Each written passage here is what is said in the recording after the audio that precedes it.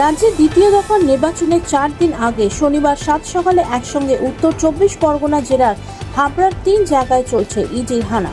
কোটি কোটি টাকার রেশন দুর্নীতি মামলায় হাবড়ার ব্যবসায়ী সাগর সাহা ও রাজীব সাহার বাড়ির পাশাপাশি সাগর সাহার ব্যবসায়িক স্থলেও চলছে ইডি আধিকারিকদের তল্লাশি অভিযান।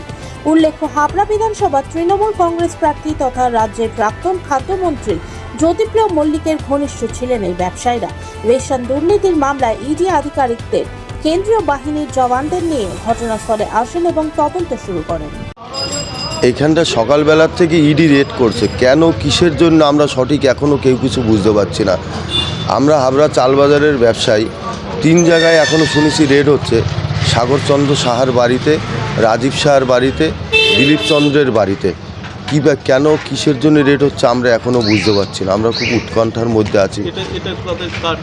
এটা হলো রাজীব সাহার গদি, এটা হলো রাজীব সাহার গদি। আমরা সাধারণভাবে ব্যবসা করি রুটি রুজি করি, আর 5টা সংসার চলে আমাদের যারা থাকে। কেন কিসের জন্য এইভাবে বারবার আমাদের হচ্ছে আমরা তো বুঝতে পারছি না। এর আগেও একবার আমাদের এক ব্যবসায়ীর বাড়িতে হয়েছে, হয়েছিল। সকালে কিভাবে জানতে পারলেন? সকালে আমরা বাড়িতে ছিলাম, এইখান থেকে বাজারের লোকজন ফোন করলো, বাজারে এরকম সেন্ট্রাল ফোর্স এসছে, ইডি এসছে।